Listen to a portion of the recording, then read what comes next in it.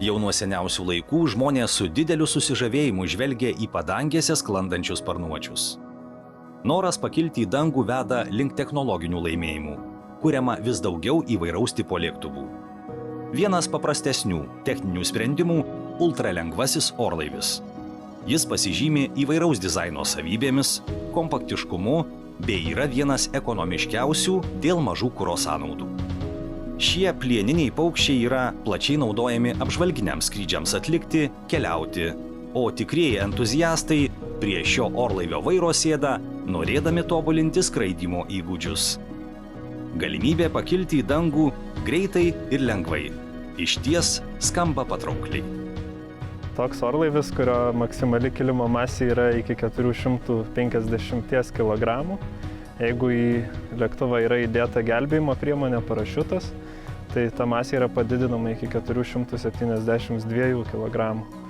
Na, bet dabar vyksta tam tikri pokyčiai ir ateina nauji lėktuvai, kurių masė yra iki 600 kg.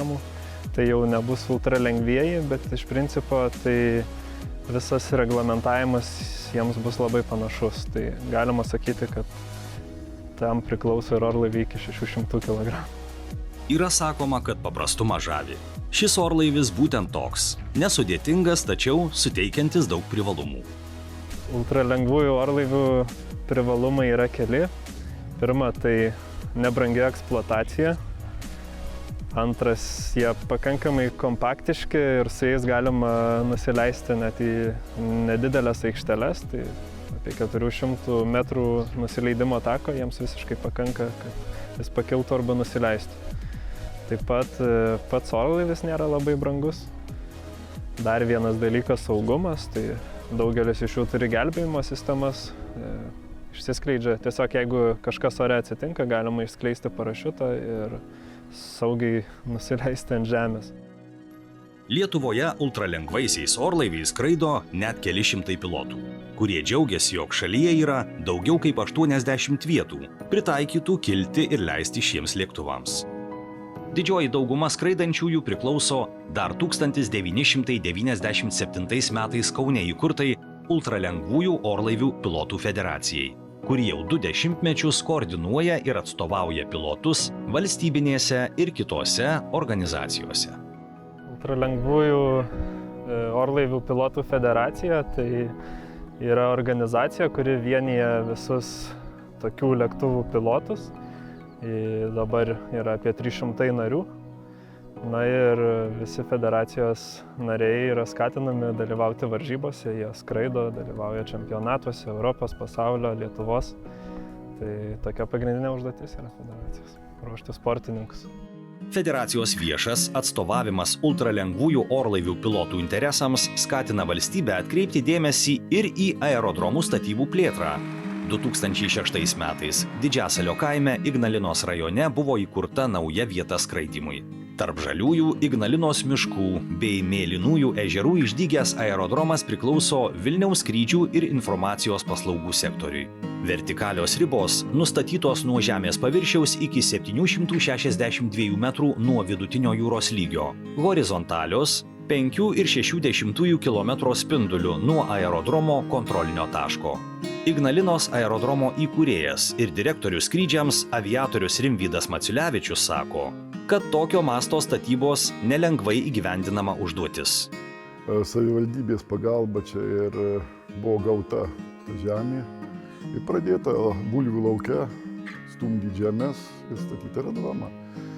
Tai ta statyba ne taip paprastai vyko, kadangi jau užsitęsė keletą metų, kol mes gavom sertifikatą, kurį išdavė civilinės aviacijos administracija. Todėl, kad turėjo žolė užaugti, turėjo sutvirtėti, reikėjo daug labai žemės darbų atlikti. Tai va tokia buvo pradžia. Angaro statyba. Iš tikrųjų, tai čia 2 angarai yra, namukai, kur mes galime apgyvendinti žmonės. Aerodrome skraido ne tik ultralengvieji orlaiviai. Ruošiami bepiločių orlaivių pilotai, kurie gali pakelti šiuos orlaivius net į 7 km aukštį ir valdyti juos plačiu 240 km nuotoliu. Šių lėktuvų užduotis yra atlikti tokius žvalgybinius darbus kaip žemės fotografavimas ar duomenų perdavimas realiame laike. Taip pat aerodromo teritorijoje rengiami Respublikos bei Ignalinos mero taurės ultralengvųjų orlaivių čempionatai. Čia ir atskrenda ir Baltic Aviation Academy lėktuvai.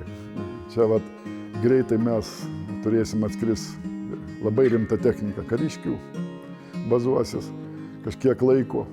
Taip, kad čia aerodromas pritaikytas svoriui orlaivių 5,7 tonos.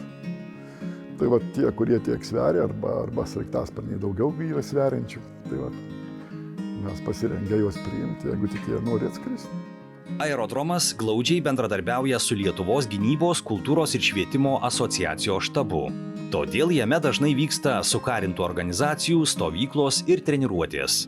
Šia veikla ir bendruomeniškumu skatinamas Lietuvos saugumo ir gynybos politikos viešinimas bei patriotiško šalies jaunimo ugdymas.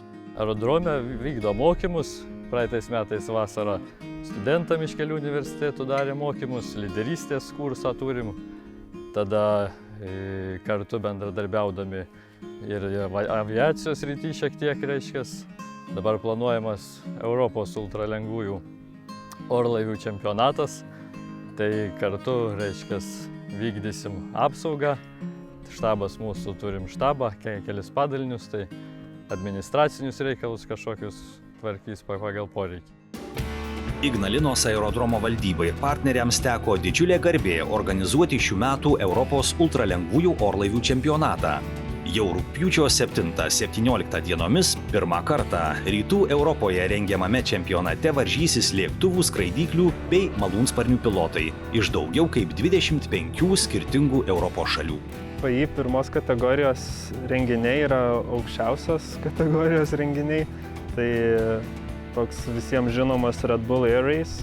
Tai jis irgi yra FAI pirmos kategorijos renginys, reiškia, tai mes darome čia renginį, kuris yra tokio paties lygio kaip ir tas. Tai jam yra keliami panašus reikalavimai. Čempionatas vyksta 7 dienas, bet dar 3 dienos iki čempionato starto yra treniruotės. Per treniruotės paprastai yra išsibandoma visos užduotys, visa judėjimas aerodrome, kaip viskas vyks, o jau per čempionatą pilotai skraido, atlieka užduotis. Pasiruošimas tokio aukšto lygio čempionatui susideda iš 2 svarbių etapų. Pirmajame etape – infrastruktūros tvarkymas, pakilimo ir nusileidimo aikštelių ruošimas, orlaivių laikymo aikštelių tvarkymas, savanorių apmokymas. Antrajame etape – rūpinimasis saugiu orlaivių skraidymu ore ir tinkamų užduočių parengimu. Visiems darbams atlikti sutelktos kelios organizacijos. Organizuoja tai, žinoma, Lietuvos aeroklubas, Lietuvos ultralengvų orlaivių federacija ir mes Ignalinos aerodromas. Tai apjungia bendras jėgas, tai ir organizuojam. Kas atstovaus Lietuvai Europos čempionate, nusprendžiama atrenkant tik pačius geriausius pilotus, kurie jau yra pasižymėję puikiais rezultatais Lietuvos pirmenybėse. Suburta komanda varžosi 3 skirtingose orlaivių tipų kategorijose. Tai yra 3 pagrindinės klasės. Viena iš jų lėktuvai, skraidyklės ir malūnsparniai. Ir taip pat dar jos skirstomos į vienviečius ir dviviečius. Tai tokios 3 klasės ir vienviečiai, dviviečiai iš viso 6.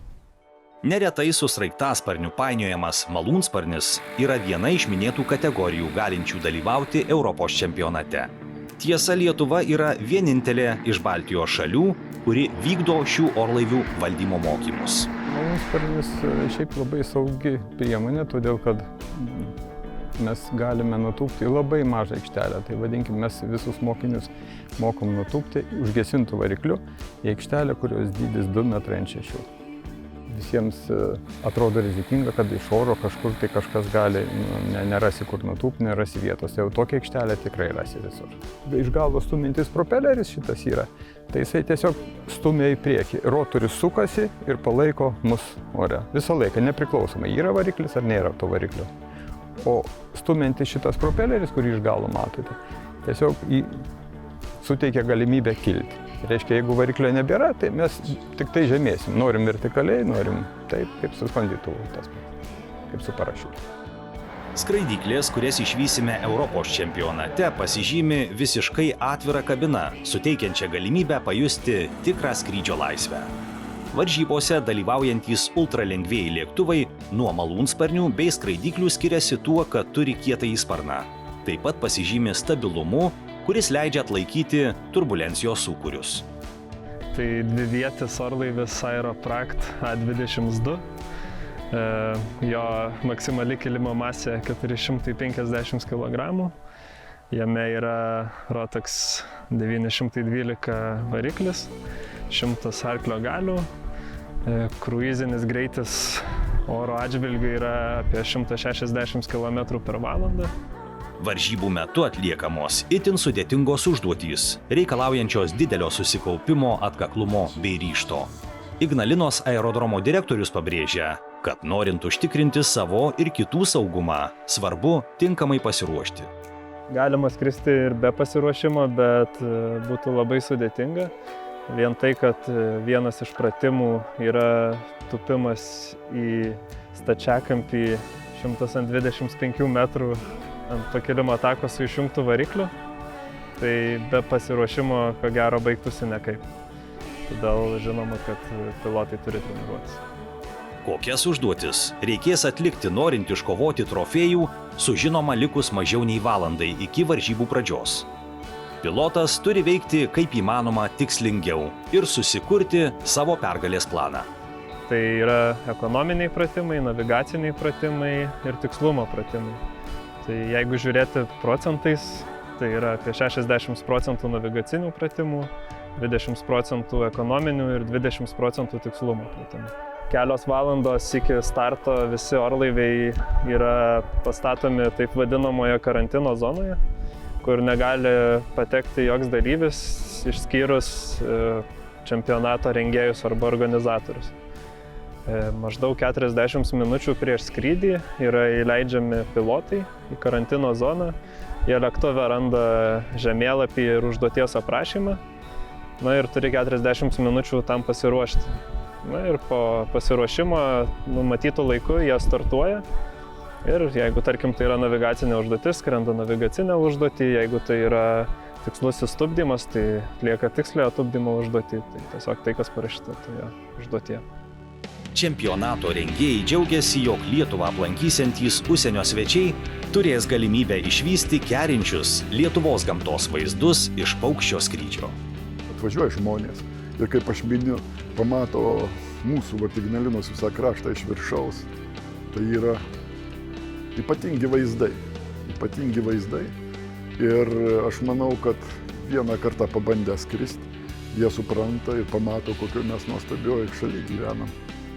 Tai va, reikšmė yra labai nemaža, manyčiau, nes jeigu tu padedi žmonėm suprasti, kad mes vis dėlto turim žiūrėti į dangų, o ne į žemę, tai tas ir yra toks geras optimistinis užtaisas. O dar labai svarbu ir mes labai norim, kada čia mes užbaiginėsim viešbutį, tikiuosi, ir jau turim kur apgyventi namukuose, kad aviacinis turizmas irgi turi reikšmę, nes maitinimas, ekskursijos, tai mes labai neblogai dirbam su turizmų centru Ignalinos. Ir aš manau, kad šitą visą reikalą tai galima labai gražiai organizuoti. Tai organizuoja. Ultralengvieji orlaiviai lengvai eksploatuojami, jiems nereikia milžiniškų angarų ar ilgų nusileidimo takų. Rugpjūčio 7-17 dienomis pirmą kartą Rytų Europoje vyksiantis čempionatas turi labai didelę reikšmę mūsų šalies aviacijai. Į šį renginį kviečiami visi norintys susipažinti su šiais orlaiviais, pasimėgauti azartiškomis varžybomis ir būti pirmojo tokio čempionato Lietuvoje liudininkais.